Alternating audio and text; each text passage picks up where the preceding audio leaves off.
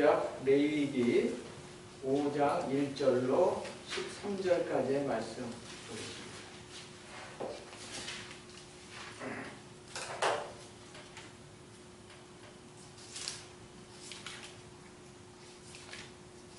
구약 151쪽 정도 있습니다. 레위기 5장 1절로 13절까지의 말씀 저와 여러분이 한 절씩 교독하도록 하겠습니다.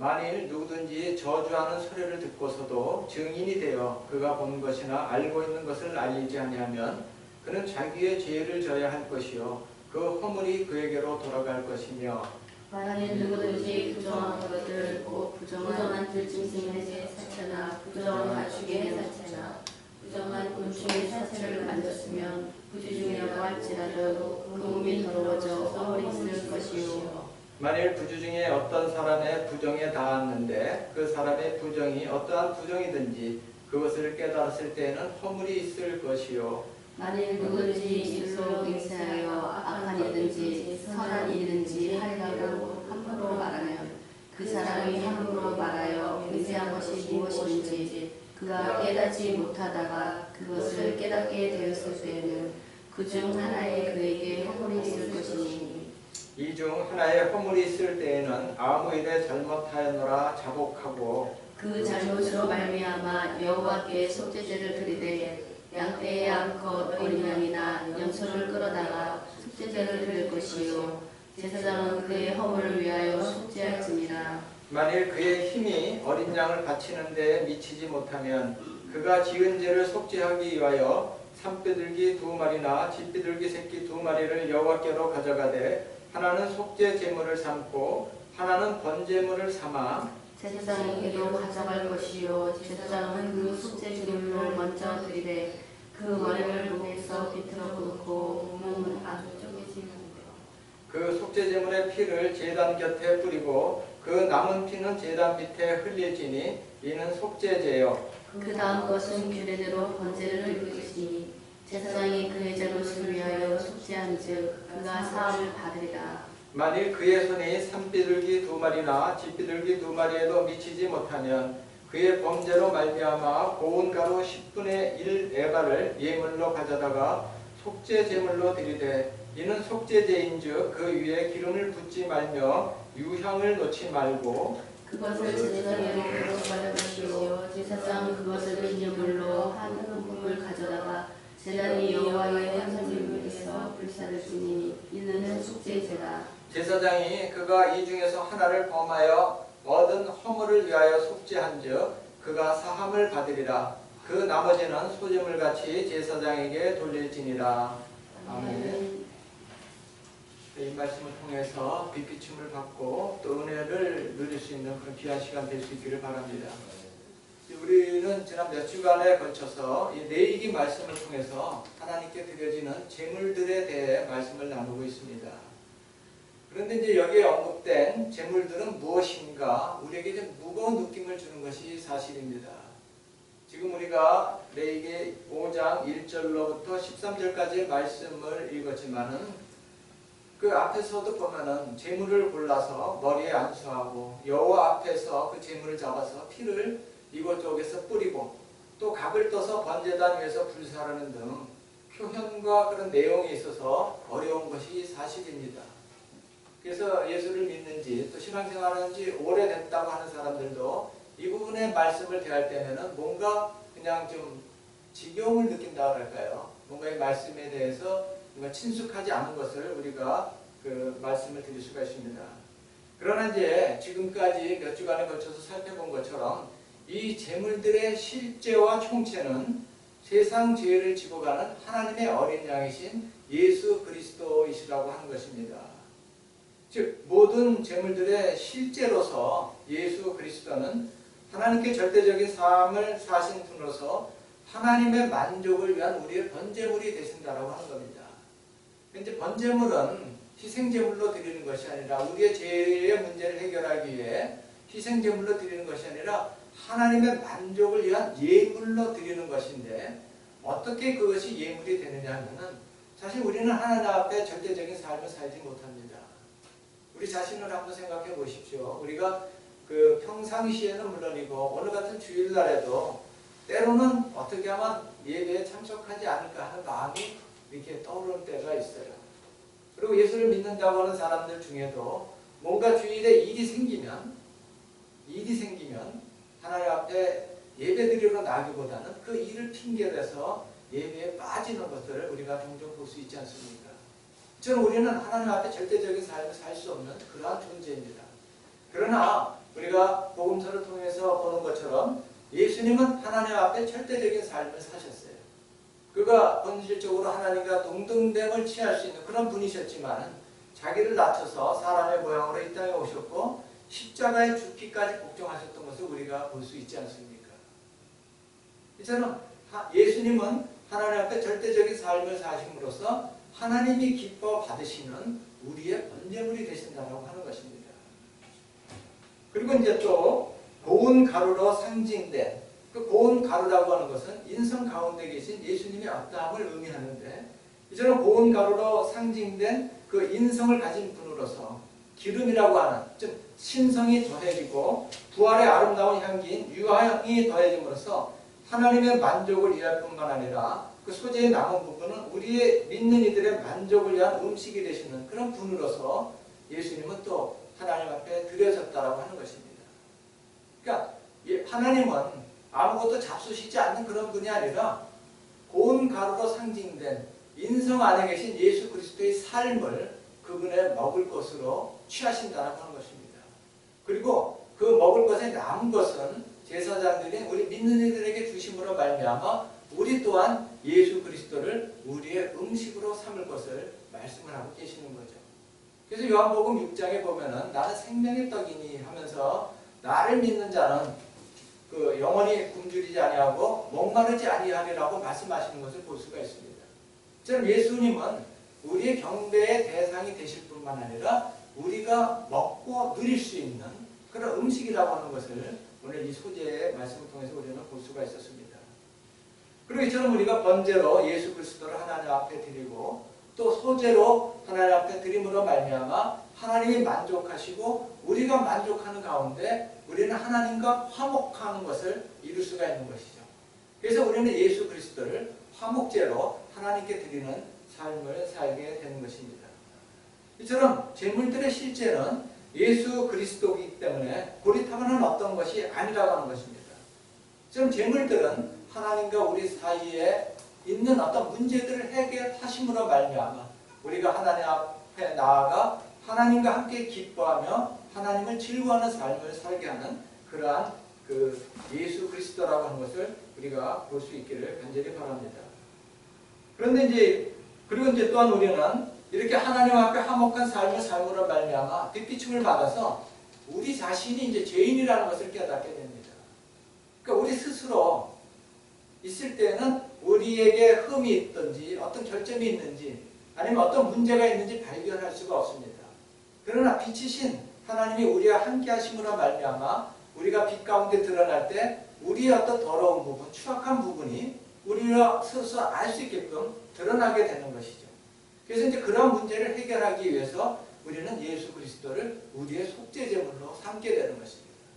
그래서 그분은 우리를 위하여 피를 흘리심으로 말미암아 우리의 안에 있는 우리의 내재적인 본질 안에 있는 그런 죄의 문제를 해결해 주심으로 말미암아 우리로 하여금 죄로부터 해방되는 삶을 살게 해 주신다라고 하는 것이죠. 그런데 이제 우리가 지난주에 살펴본 것처럼 이 성경에는 표현은 다르지만 본질적으로 하나의 그 몇 가지가 있는데 그것은 뭐냐면은 바로 죄와 죄의 육신이 같다라고 하는 것입니다. 우리가 하나님 앞에 몸으로 지으심을 우리의 몸은 하나님께 지음을 받았지만 그 안에 죄가 들어옴으로 말미암아 사탄의 본성이 죄가 들어오는 말미암아 우리의 몸은 육신이 되었고 우리의 육신의 몸은 사탄과 같은 존재가 되었다라고 하는 것이죠. 그렇기 때문에 이제 예수님께서 십자가에 못 박힐 것을 말씀하실 때 베드로가 예수님을 위해서 그렇게 말씀을 합니다. 주님 그렇게 하지 마십시오. 그랬을 때 주님이 하신 말씀 여러분도 잘 기억하고 계시지 않습니까? 베드로야 내 뒤로 물러서라고 말씀하시잖아요. 사탄아 내 뒤로 물러서라고 말씀하시는 것을 볼 수가 있습니다. 이것은 뭐냐면은 베드로가 말하지만 그 베드로가 말하는 생각과 그 본질 안에는 사단이 숨어 있다라고 하는 것입니다. 그리고 또한 사단은 세상 임금으로서 세상 역시 하나님과 원수가 되는 그런 존재로서 사단이나 죄나 우리의 육신의 모양들은 전부 다 같은 것이라고 하는 것을 우리가 말씀을 통해서 볼 수가 있었습니다. 그런데 이제 우리가 이렇게 예수 그리스도를 모든 재물들의 실제로 또 하나님께 드렸음에도 불구하고 여전히 우리는 습관적으로 죄를 범하는 삶을 살고 있다라고 하는 것입니다. 부지부식간에 의도하지 않는 죄를 범하곤 합니다. 여러분들 한번 자신의 모습들을 생각해 보십시오. 원하지 않지만 어느 순간에 나도 모르게 남들에게 거짓말을 하는 경우가 있을 수 있습니다. 헛맹세를 하는 경우가 있을 수 있습니다. 그냥 카더라 하는 그런 통신에 따라서 뭔가 이롭지 못한 그냥 사망 가운데 빠져있는 그런 말들을 할 때가 우리가 얼마나 많은지 모릅니다. 그렇지 않습니까? 어떤 좋은 얘기들만 하는 것이 아니라 근데 우리가 많은 경우에 예배에 참 은혜를 누리고 기쁨으로 예배를 마쳤음에도 불구하고 예배가 끝나자마자 누구 만나가면 또 어제 이런 얘기 들은 거 혹시 알고 있냐 하면서 자기 속에 있었던 뭔가 말하지 않으면은 견디지 못할 어떤 근질근질함을 느끼는 그런 경우가 종종 있었음을 우리는 느낄 수가 있습니다. 그래서 우리의 삶은 하나님 앞에 헌신하고 하나님만을 나의 모든 것으로 삼는다고 다짐하면서도 또 한편으로는 우리가 주님 앞에 범죄하는 우리들의 모습을 발견할 수가 있다고 하는 것입니다. 그래서 오늘은 우리는 왜 습관적으로 죄를 범하는가라고 하는 제목으로 우리의 속건제물이 되시는 예수 그리스도에 대해서 말씀을 나누고자 합니다. 근데 말씀을 나누기 전에 꼭 어떤 분은 레위기 5장은 4장의 연속으로서 속죄제를 드리는 규례에 대한 것이 아닌가 하고 생각을 할 것입니다. 제가 좀 전에 우리의 속건제물이 되시는 예수 그리스도에 대해서 말씀을 나누고자 했을 때 이 성경에 보면은 여러분들 책에도 그렇게 되어 있겠지만은 4장에 보면은 그 앞에 다른 글자로 본문이 아니지만 속죄제를 드리는 규례 이렇게 쓰여져 있습니다. 그리고 4장이 끝나고 5장에 보면 아무런 표시가 없죠. 그리고 이제 5장 14절에 가서야 이제 속건제를 드리는 규례라고 이렇게 되어 있습니다. 그래서 이제 얼뜻 외형상 보기로는 5장 1절로 13절에 있는 내용도 속죄제를 드리는 규례에 포함된다라고 볼 수가 있는 거죠. 그런데 이제 실상 내용을 보면은 그것은 속죄제를 드리는 규례가 아니라 속건제를 드리는 규례라고 하는 것입니다. 왜 그런가 하는 것은 이제 말씀을 진행하면서 밝혀보도록 하겠습니다. 이제 먼저 5장 1절로 6절 상반절에는 우리가 속건제물을 드려야 하는 경우에 대해서 기록을 하고 있습니다. 어떤 경우에 이제 우리가 속건제물을 드릴 것인가 하는데 먼저 첫 번째는 1절에서 이렇게 말을 합니다. 만일 누구든지 저주하는 소리를 듣고서도 증인이 되어 그가 본 것이나 알고 있는 것을 알리지 아니하면 그는 자기의 죄를 져야 할 것이요 그 허물이 그에게로 돌아갈 것이며 이렇게 말씀을 합니다. 이제 여기서 말씀하는 것은 뭐냐면은 이것은 사실상 거짓말하는 것을 다루고 있다라고 하는 것이죠. 그러니까 누구든지 저주하는 소리를 듣고서도 증인이 되어 그가 본 것이나 알고 있는 것을 알리지 아니하면, 그러니까 올바로 얘기하지 아니하면 우리에게 허물이 있다라고 하는 것이죠. 이처럼 이제 거짓말하는 것을 다루는데 이 거짓말은 하나님 앞에 죄라고 하는 것입니다. 왜냐하면 거짓말은 사탄과 관련되지 않습니까? 사탄은 거짓의 아비죠. 요한복음에 살인하는 자여 거짓의 아비라고 주님이 말씀하시는 것을 볼 수가 있습니다. 그래서 우리가 거짓말을 하는 것은 우리 안에 어떤 그런 문제들이 있다라고 하는 것입니다. 그리고 2절은 이제 또 다른 차원에서 만일 누구든지 부정한 것들, 곧 부정한 들짐승의 사체나 부정한 가축의 사체나 부정한 곤충의 사체를 만졌으면 부지중이라고 할지라도 그 몸이 더러워져서 허물이 있을 것이요 라고 이렇게 말씀을 합니다.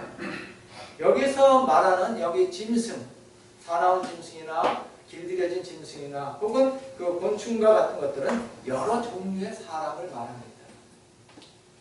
여러 종류의 사람을 말합니다. 우리가 이제 나중에 기회가 있으면 보겠지만 레위기 11장에 보면은 우리가 먹을 수 있는 짐승과 먹지 못할 짐승에 대한 규례를 말하는 것을 볼 수가 있습니다. 그래서 실제로 우리가 그런 짐승들을 먹을 수 있는 것이냐 먹지 못할 것이냐는 것에 대한 말씀이 아니라 그러한 사람들을 접촉해야 될 것인가 말아야 될 것인가 하는 규례라고 하는 것이죠. 저는 이제 우리는 언제나 그러니까 사체를 만진다라고 하는 것은 그 가운데 사망이 있음을 의미하는 것입니다. 우리가 하는 말은 뭔가 생명을 부여해주고 뭔가 우리를 살게 하는 것이 아니라 언제나 우리를 죽이는 것이라고 하는 것을 우리가 봐야 되는 것이죠. 로마서 5장 12절에 보면은 아담 한 사람으로 말미암아 죄가 세상에 들어오고 죄로 말미암아 사망이 모든 사람이여 왕노릇했다라고 하는 것을 볼 수가 있습니다. 이처럼 우리 가운데 사망이 있는 것은 그것이 죄의 결과인 것이죠. 우리에게 달리 어떤 사망이 있는 것이 아니라 죄의 결과로서 우리에게 사망이 있게 되는 것입니다. 그래서 우리는 늘상 하는 말이 남들에게 생산적인 어떤 말을 하는 것보단 안 된다라는 어떤 표현을 통해서 사람들이 어떤 그 의욕을 북돋기보다는 의욕을 상쇄시키고 뭔가 꺾는 그런 삶 가운데 있는 거죠.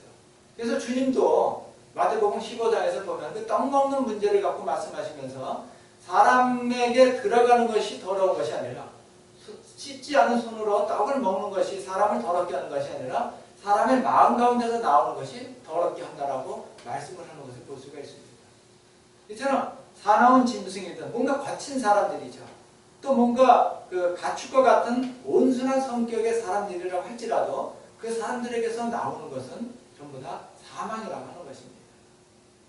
이런 것들을 그러니까 우리가 사망을 맛보았을 때 우리는 하나님 앞에 속건제를 드려야 한다라고 말씀을 하고 있는 것입니다.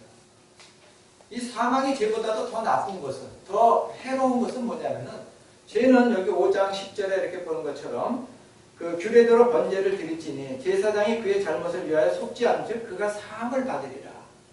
죄의 문제는 우리가 하나님 앞에 제물을 드리면서 속죄했을 때 바로 사함을 받을 수가 있어요.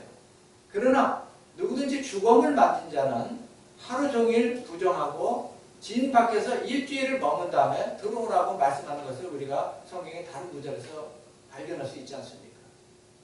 이처럼 죄의 문제는 바로 해결받을 수 있는 거지만은 사망은 죄보다도 우리에게 더 해악된 것으로서 우리를 부정케 하는 것이라고 하는 것을 우리가 여기서 또 볼 수 있기를 바랍니다.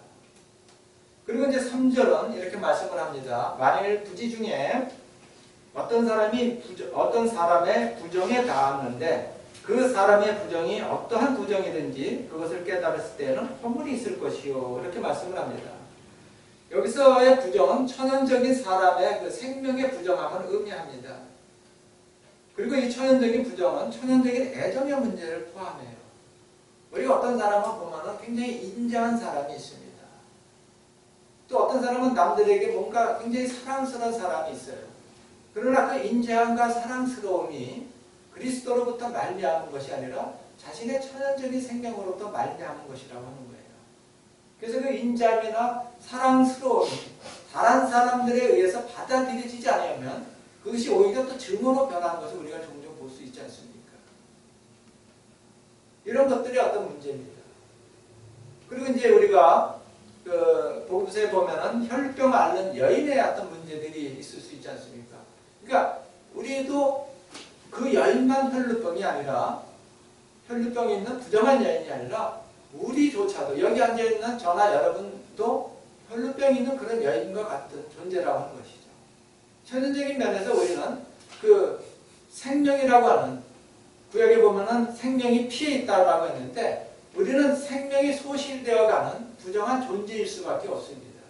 그렇지 않습니까? 생명이 소실되어 가는 우리는 부정한 존재일 수밖에 없는 그런 가련한 존재예요. 그렇기 때문에 우리로부터 나오는 천연적인 어떠한 것들은 그것이 우리 눈에 악하게 보이든 선하게 보이든 그것은 전부 다가 부정한 것이라고 하는 것이죠. 왜 그러냐 하고 우리가 뭔가 어떤 분들은 따질 수도 있겠지만 하나님의 말씀의 비추심에 따라 보면은 그렇다라고 하는 것입니다. 그리고 이제 4절은 만일 누구든지 입술로 맹세하여 악한 일이든지 선한 일이든지 하리라고 함부로 말하면 그 사람이 함부로 말하여 맹세한 것이 무엇이든지 그가 깨닫지 못하다가 그것을 깨닫게 되었을 때는 그 중 하나에게 그에게 헌물이 있을 것이니라고 이렇게 말을 합니다. 이것은 하나님 앞에서 우리가 성급하고 주의하지 않고 앞뒤 가리지 않고 함부로 말하는 것이 헌물이라고 하는 것을 말하는 것입니다. 요한복음 7장에 보면은 무교절을 맞이해서 예수님의 제자들이 예수님께 왜 내가 세상에 드러나라고 하면은 명절에 예루살렘에 올라가지 않느냐라고 이렇게 묻는 그런 말씀이 있습니다. 그럴 때 주님이 하신 말씀은 너희 때는 언제든지 준비가 되어 있다라고 하는 거죠. 너희는 언제든지 준비가 되어 있어서 너희 마음대로 갈 수 있지만 나의 때는 아직 되지 않았다. 하나님 앞에 그것을 묻고 하나님의 뜻에 따라서 올라가야 되리라고 말씀하시는 것이죠. 그래서 이제 예수님은 남들 알지 못하게 명절 끝날 올라가셔서 그들에게 외쳐 말씀하시는 것을 우리가 볼 수가 있습니다. 그러니까 우리가 삶을 살아가면서 하는 무슨 말 한마디 한마디도 우리는 하나님 앞에 하나님을 두려워함으로 절제하지 않고 그냥 생각나는 대로 말하는 때가 너무나 많습니다. 그것으로 인해 우리는 남에게 상처를 주고 또 뭔가 갈등을 유발하는 그런 어떤 모습들을 볼 수 있지 않겠습니까? 요즘에 북미 정상회담과 관련해서 지금 엎치락뒤치락하기 때문에 우리가 무슨 말을 했든지 그것이 허물이 될 수 있는 그런 것들을 우리가 볼 수 있지 않습니까? 그러니까 우리는 그냥 섣불리 입을 열어서 말을 하기보다는 뭔가 신중한 가운데 우리의 말들을 절제할 필요가 있음을 이 말씀을 통해서 볼 수가 있습니다. 그런 다음에 이제 5절과 6절 상반절은 이 중 하나의 허물이 있을 때는 아무 일에 잘못하였노라 자복하고 그 잘못으로 말미암아 여호와께 속죄제를 드리되라고 이렇게 말씀하는 것을 볼 수가 있습니다. 즉 우리가 하나님 앞에 속건제를 드려야 하는 경우는 우리의 내적인 본성 안에 있는 죄를 위한 것이 아니라 우리의 행위 안에 있는 죄들을 위한 것이라고 하는 거예요. 그래서 거짓말을 하는 경우, 사람들 가운데 있는 사망을 만졌을 경우에, 또 천연적인 생명의 부정함을 깨달았을 경우에, 그리고 하나님 앞에서 함부로 말했음을 깨달았을 경우에 우리는 하나님 앞에 속건제를 드리게 된다고 하는 거죠. 그런데 이제 여기서 우리는 죄와 죄들에 대해서 다시 한번 살펴볼 수 있기를 바랍니다. 이제 보통 원죄와 자범죄 뭐 이렇게 표현들을 하는데 이 원죄라고 하는 죄는 뭔가 근원적이고 내재적인 것이라고 하는 거죠. 그리고 그것은 인격이 있어서 우리 안에 거할 수 있으며 우리를 죽일 수 있습니다. 로마서 7장에서 사도 바울이 그거를 말하지 않습니까? 죄가 내 안에 거하고 죄가 나로 계명으로 말미암아 나를 죽인다라고 말하는 것을 우리가 볼 수가 있습니다. 이처럼 죄는 어떤 그냥 단지 운동이나 에너지가 아니라 하나의 인격으로서 우리 안에 거하고 우리를 죽일 수 있는 그런 존재라고 하는 것을 우리가 볼 수가 있기를 바랍니다. 그러나 죄들이라고 하는 것은 이러한 죄로부터 파생된 것이고 외적인 어떤 것들이라고 하는 거예요. 그리고 이제 이와 관련해서 우리가 속죄제물과 속건제물의 차이를 살펴보면은 속죄제물은 우리의 타락한 본성 안에 있는 죄를 해결하는 우리의 제물이신 그리스도를 의미한다라고 하는 것입니다. 그러니까 속죄제물은 우리의 내재적인 죄의 문제를 해결하는 우리의 속죄제물이신 그리스도를 의미하고, 반면에 속건제물은 우리의 행위 가운데 있는 죄들의 문제를 해결하는 우리의 제물이신 그리스도를 의미한다라고 하는 것이죠. 그래서 베드로는 베드로전서 2장 24절에 이렇게 말씀을 합니다. 그가 친히 나무에 달려 그 몸으로 우리의 죄를 담당하셨으니 했는데, 그 죄라고 했을 때 그 죄는 원죄인 죄가 아니라 죄들이라고 하는 그런 자범죄에 해당하는 거죠. 그럼 우리의 죄를 담당하셨으니 이는 우리로 죄에 대하여 죽고 의에 대하여 살게 하려 하심이라. 그가 채찍에 맞음으로 우리는 나음을 얻었나니 라고 이렇게 말씀하는 것을 볼 수가 있습니다. 그런데 밖으로 나타난 이러한 죄들을 해결하기 위해서는 단지 밖에 있는 죄들만을 처리해서는 안 되고 그 근원을 처리해야 된다고 하는 것입니다. 우리가 알고 있듯이 명의는 나타난 어떤 병의 증상만을 처리하는 것이 아니라 병의 근원을 해결해야 되는 거죠. 그것처럼 우리의 죄들의 문제를 해결하기 위해서는 근본적인 우리의 죄의 문제를 해결해야 되는 것입니다. 이런 연유로 인해서 밖에 죄들의 문제를 해결하기 위한 속건제는 내적인 죄의 문제를 해결하기 위한 속죄제가 된다라고 하는 것이에요. 그래서 이제 아까 말씀드렸듯이 5장 1절로부터 13절은 속건제를 다루지만 중간중간에 어떤 표현에 의하면 속죄제가 될 것이라고 말씀을 하고 있는 것이죠. 그러니까 속건제는 결국에 가서는 속죄제가 된다라는 것을 우리가 볼 수 있기를 바랍니다. 즉 우리를 위한 그리스도의 구속은 두 방면, 즉 우리의 내적인 본성 안에 죄의 문제와 우리의 외적인 행위 안에 있는 죄들의 문제를 해결한다라고 하는 것이죠. 이것이 이제 요한복음 1장 29절에 말하는 보라 세상 죄를 지고 가는 하나님의 어린 양이로다 할 때 그 죄라고 하는 것은 단수인 죄가 될 수도 있고 복수인 죄들의 문제가 될 수도 있다라고 하는 거예요. 그러니까 예수 그리스도는 세상 죄를 지고 가는 하나님의 어린 양으로서 우리에게 있는 죄와 죄들의 문제를 해결하는 제물의 실제라고 하는 것을 우리가 볼 수 있기를 바랍니다. 그리고 이제 6절 하반절서부터 13절까지에서는 어떻게 우리가 속건제를 드려야 할 것인가에 대해서 언급을 하고 있습니다. 먼저 이제 6절 하반절은 양떼의 암컷 어린 양이나 염소를 끌어다가 속죄제를 드릴 것이며 제사장은 그의 화물을 위하여 속죄할 것이니라 이렇게 말씀하고 있습니다. 그래서 속죄제를 드리려고 하는 것은 우리에게 죄들의 행위가 있는 것은 우리의 본성 안에 죄가 있음을 의미하는 것이죠. 그렇지 않습니까? 그러니까 여기서 속죄제를 드리라고 하는 것은 속죄제를 드리라고 말을 하고 있거든요.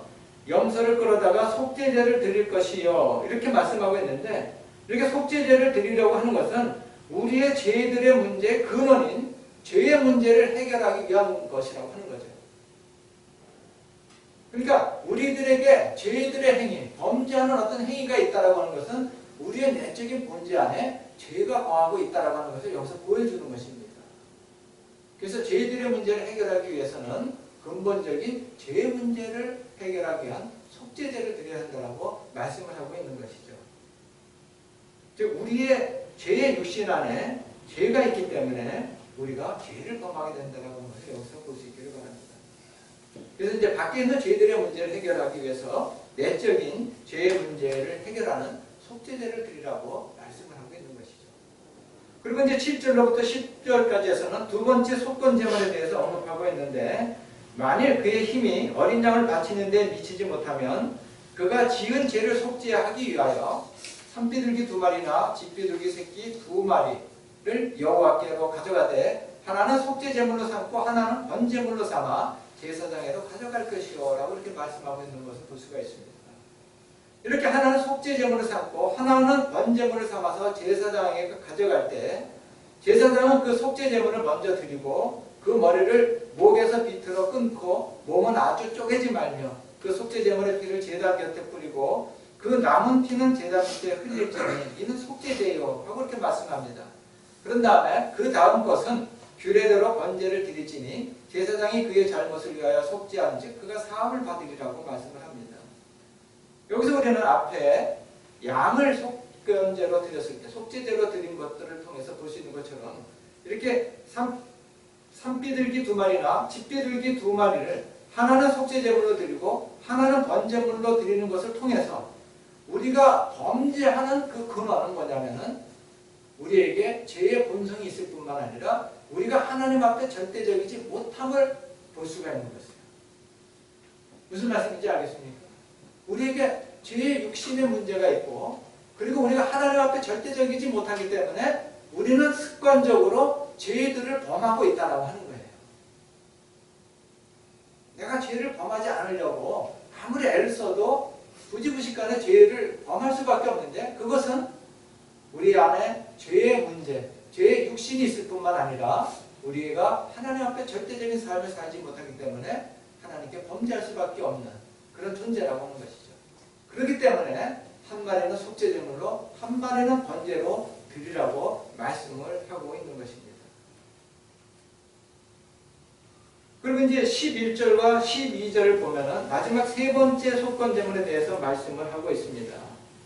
11절과 12절인데요. 한번 같이 읽어보도록 하겠습니다. 11절, 12절을 한번 같이 읽겠습니다.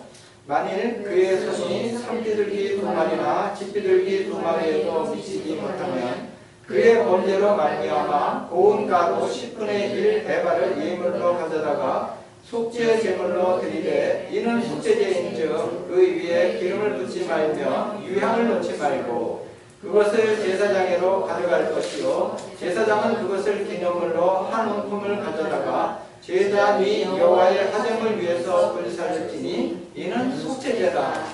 아멘. 여기서 이제 우리가 속건제로 드리는 소제를 속죄제라고 표현하는 것은 그런 이유는 앞에서 말씀을 나눈 것에 따라서 이해를 하실 줄 믿습니다. 그래서 우리에게 내적인 어떤 죄의 문제가 있기 때문에 이 고운 가루 10분의 1 에바를 속죄제로 드리라고 하는 것이죠. 그런데 이제 우리가 여기서 한 가지 의문을 가져야 될 것은 뭐냐면은 피 흘림이 없는 소제가 어떻게 속건제 혹은 속죄제가 될 수 있느냐 하는 것이죠. 앞에 있는 양이나 산비둘기나 집비둘기는 전부 다 잡아서 피를 흘림으로 말미암아 우리의 죄와 죄들의 문제를 해결했습니다. 사함을 받았습니다. 우리가. 그렇죠? 그런데 여기는 고운 가루 10분의 1 에바는 어떻게 하더라도 거기서는 피 흘림이 있을 수가 없는 거 아닙니까? 그런데 이제 우리가 아는 것처럼 그 히브리서 9장 22절에 보면은 피 흘림이 없은즉 사함이 없느니라고 말씀을 해요. 근데 피 흘림이 없는 이 소제가 고운 가루가 어떻게 우리의 죄를 속죄할 수 있나, 속죄제가 될 수 있느냐, 이렇게 의문을 가질 필요가 있습니다. 그렇지 않습니까? 이러한 의문을 해결하기 위해서 우리가 좀 전에 양이나 집비둘기나 산비둘기를 속죄제물로 드린 것에 어떤 그 비유를 통해서 우리가 한번 유추해 볼 수 있기를 바랍니다. 앞에서 우리가 습관적으로 죄를 짓는 것은 우리에게 죄 있는 본성이 있을 뿐만 아니라 우리가 하나님 앞에 절대적이지 못하기 때문이라고 하는 것을 보았습니다. 그렇죠? 우리에게 죄의 육신이 있을 뿐만 아니라 우리가 하나님 앞에 절대적인 삶을 살지 못하기 때문에 우리는 습관적으로 죄를 지을 수밖에 없는 그러한 존재죠. 그렇지 않습니까? 그래서 이렇게 표현할 수 있습니다. 죄의 육신과 하나님 앞에 절대적이지 못한 우리의 삶이 합쳐지면 그 결과로 나아지는 열매가 무엇인가 하면 결과가 무엇인가 하면 그것은 허물이고 죄들이라고 하는 것이죠. 그러니까 당연히 그렇게 나올 수밖에 없는 것이에요. 그런데 이제 여기서 소제를 속죄물로 드리라고 하는 것은 이 고운 가루는 앞에서 말씀드린 것처럼 그리스도의 그 예수님의 인성을 의미해요. 예수님의 인성. 저는 우리가 습관적으로 죄를 범할 수밖에 없는 것은 우리에게 죄의 육신의 문제가 있을 뿐만 아니라 또한 우리가 하나님 앞에 절대적인 삶을 살지 못하는 것이고 우리에게 예수의 인성이 없기 때문이라고 하는 것을 보여주는 것입니다. 우리에게 예수의 인성이 없기 때문에 우리가 하나님 앞에 죄를 짓게 된다고 하는 거예요. 좀 전에도 말씀을 드렸지만 예수님은 육신을 입고 사람으로서 이 땅 가운데 계셨을 때 하나님 앞에 절대적인 삶을 사셨어요. 그분의 인성이 그렇지 않습니까? 그분의 인성은 자신을 위한 어떠한 여지도 남겨두지 않으셨던 분이세요. 그분은 사람으로 오셨지만 죄 있는 육신의 모양을 하고 이 땅에 오셨지만 그분에게는 죄가 없는 분이세요. 그리고 하나님 앞에 절대적인 삶을 사셨던 것이죠. 이런 것이 그분의 인성입니다.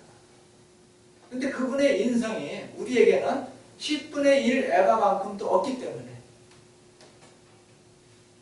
한 에바는 이제 밑에 보면은 22리터라고 해요. 그러니까 결국 작은 양은 아닙니다. 22리터라고 하면은 뭐 밀가루 한 푸대 이상 이렇게 될 건데 그 우리에게는 10분의 1 에바만큼의 예수님의 인성이 없기 때문에 우리는 하나님 앞에 범죄하고 하나님 앞에 절대적인 삶을 살지 못한다는 것을 여기서 보여주는 것입니다. 그래서 우리가 이 고운 가루 10분의 1 에바를 거기에 유향을 넣지 말고 또 기름을 붓지 않은 상태로 왜냐하면 그것은 소제로 드리는 거예요. 하나님의 만족을 위한 소제로 드리는 것인데 여기에 드리는 고운 가루 10분의 1 에바는 우리가 하나님 앞에 우리의 죄를 해결하기 위해서 드리는 것이기 때문에 기름과 유향은 넣지 않는다라고 하는 것이죠. 저는 우리가 그리스도의 고운 인성을 우리의 인성으로 받아들임으로 말미암아 우리가 하나님 앞에 죄의 문제를 해결받을 수 있다는 것을 보여주는 것입니다. 우리가 죄를 범하지 않는 삶을 살기 위해서는 우리가 그리스도의 인성을 살아야 한다라고 하는 것이죠. 우리가 그리스도의 인성을 살았을 때 우리가 죄 없는 삶을 살 뿐만 아니라 하나님 앞에 절대적인 삶을 살아갈 수 있게 된다는 것을 이 마지막 그 속건제물을 통해서 우리가 밝히 볼 수가 있습니다. 근데 말씀의 의미가 무엇인지 좀 깨달음을 가질 수 있기를 바랍니다. 그러면 이제 우리에게 남는 것은 어떻게 우리가 그리스도의 인성을 우리의 속건제물로 취할 것이냐 하는 것입니다. 그러니까 우리가 어떻게 그리스도의 인성을 살아낼 것인가 하는 것이죠. 그런데 이제 이런 방법으로서 말씀드리는 것은 전에 그런 말씀드렸습니다. 예수 그리스도는 인성과 신성이 연합된 분이시라고 하는 거예요. 그것은 무슨 말이냐면 예수님은 사람이시면서 온전한 사람이시면서 또 완전한 하나님이시라고 하는 것이죠. 그래서 우리가 그런데 이제 인성과 신성이 연합되었다라고 하는 그런 어떤 참된 의미는 무엇이냐면은 우리가 그분의 인성을 취할 때 그분의 신성 또한 우리가 취할 수 있다라고 하는 거예요. 반대로 우리가 그분의 신성을 취했을 때 그분의 인성도 취할 수 있다라고 하는 것입니다. 이 소제를 드리는 규례에 보면은 고운 가루에 기름을 섞으라 부으라고 했습니다. 그 기름을 부어서 두 가지가 섞이면 제3의 다른 물질이 되는 것이 아니죠. 고운 가루는 고운 가루대로, 기름은 기름대로의 성분을 가지고 있어요. 그렇죠. 구분은 되지만 분리되지 않는 것입니다. 그래서 고운 가루와 기름이 섞여 있을 때 우리가 기름을 취하면 고운 가루도 함께 취하게 되는 것이죠. 그리고 반대로 고운 가루를 취하게 되면 기름도 또 취하게 되는 것입니다. 이처럼 우리가 인성과 신성을 가진 그리스도의 어떠함 가운데 그분의 신성의 어떠함을 가지게 되면 그분의 인성 또한 가지게 된다고 하는 것입니다. 그런데 이제 우리가 아는 것처럼 예수 그리스도는 육신으로 이 땅 가운데 계셨을 때 말씀드린 것처럼 신성과 인성을 같이 하는 분이시지만 그분은 우리 안에 들어오실 수 없었습니다. 우리 가운데 우리 사이에 계실 수는 있었지만 우리의 존재 안으로는 들어오실 수 없는 분이셨어요. 그렇지 않습니까? 그러니까 주님은 주님대로 따로 있고 우리는 우리대로 따로 있는 것이에요. 그래서 제자들이 그렇게 오랫동안 주님과 함께 있었으면서도 주님이 십자가에 못 박혀 죽으신다는 그 말씀을 듣는 순간에도 자기의 자리를 위해서 서로 다투는 것을 볼 수가 있습니다. 야고보와 요한이 그랬잖아요. 하나는 주의 우편에 하나는 좌편에 앉게 해달라고. 그랬을 때 그 말을 들은 다른 제자들도 또 음성거리는 것을 우리가 볼 수 있었습니다. 그런데 이러한 문제들을 해결하기 위해서 예수님께서는 죽으시고 부활하심으로 말미암아 생명주는 영이 되셨어요. 생명주는 영이 되셔서 부활하신 다음에 제자들이 있는 가운데 오셔서 그들에게 숨을 내쉬며 이르시되 성령을 받으라 하시면서 그들에게 그분의 그 성령, 생명주는 영을 불어넣으심으로 말미암아 제자들의 죽었던 영을 살리시고 그 영 안에 함께 하심으로 말미암아 한 영이 되었다라고 하는 것입니다. 그래서 이제 고린도전서 6장 17절에 보면은 주와 합하는 자는 한 영이니라고 말씀하고 있는 것이죠. 그래서 이제 사도 바울의 서신서를 보면은 영을 따라 행하는 것에 대한 얘기가 많이 나옵니다. 그래서 이처럼 우리가 주님의 영을 취할 때 우리가 주님의 인성 또한 취할 수 있다라고 하는 거예요. 주님은 살아계셨을 때, 육신 가운데 계셨을 때 인성과 신성이 연합된 분이실 뿐만 아니라 죽으시고 부활하신 이후에도 신성과 인성이 연합된 분이시라고 하는 것이죠. 그렇기 때문에 생명주는 영이 되신 그분의 성령을 우리가 취할 때, 그분의 성령으로 우리가 충만하게 될 때 우리는 또한 그분의 인성으로 충만하게 된다고 하는 것입니다. 이런 진리를 우리가 볼 수 있기를 바랍니다. 그렇기 때문에 우리가 그분을 우리의 인성으로 취해서 그분을 우리의 속건제물로 취할 수 있는 방법은 우리가 성령으로 충만하게 되는 것이라고 하는 거죠. 그리고 성령으로 충만하게 되는 것은 그리스도의 말씀이 우리 가운데 풍성히 거하게 하는 것이라고 하는 것을 우리가 볼 수 있기를 바랍니다. 왜 그러냐면 에베소서 5장 18절과 19절에서 이렇게 말씀합니다. 술 취하지 말라. 이는 방탕한 것이니 성령으로 충만함을 받으라. 그래요. 그리고 나서 시와 찬송과 신령한 노래들도 서로 화답하며 너희의 마음으로 주께 노래하며 찬송하며 이렇게 말씀합니다. 그리고 그와 비슷한 구절이 골로새서 3장 16절에 있는데 그리스도의 말씀이 너희 속에 풍성히 거하여 모든 지혜로 피차 가르치며 권면하고 시와 찬송과 신령한 노래를 부르며 감사하는 마음으로 하나님을 찬양하고 이라고 말씀을 합니다. 그러니까 성령으로 충만함을 받는 것이 바로 그리스도의 말씀이 풍성하게 과하게 하는 것이라고 하는 거죠. 그리스도의 말씀이 풍성히 우리 안에 과하게 하는 것이 바로 성령의 충만함을 받는 것이라고 하는 것입니다. 그렇죠? 상황이 이렇기 때문에 우리가 그리스도의 인성을 살기 위해서는 그리스도의 말씀이 우리 가운데 풍성히 과하게 될 줄로 믿습니다. 또 한 가지, 우리가 그리스도의 인성을 우리의 속건 제물로 취할 수 있는 방법은 우리가 주님의 이름을 부르는 것입니다. 주님의 이름. 로마서 10장 12절 하반절부터 13절까지 이렇게 말씀을 합니다. 한 분이신 주께서 모든 사람의 주가 되사 그를 부르는 모든 사람에게 부여하시도다. 그를 부르는 모든 사람에게 부여하시도다. 그러면서 누구든지 주의 이름을 부르는 자는 구원을 받으리라 말씀하는 것을 우리가 볼 수가 있습니다. 이름은 그 사람의 인격입니다. 우리가 김 대표님, 우리가 뭐 실장님 이렇게 하지만 실제 본인의 이름을 부를 때 그분의 인격이죠. 그렇죠? 저도 제 이름이 있고 그것에 따른 인격이 있는 거예요. 그래서 우리가 주 예수, 주님하고 불렀을 때 그분의 인격을 우리의 것으로 취하게 되는 것입니다. 근데 그분은 좀 전에 말씀드린 것처럼 죽으시고 부활하셔서 생명 주는 영이 되셔갖고 그를 부르는 모든 사람에게 언제든지 들어오시는 분이에요. 그리고 그들 내 것으로 삼을 수 있는 그런 분이시라고 하는 거예요.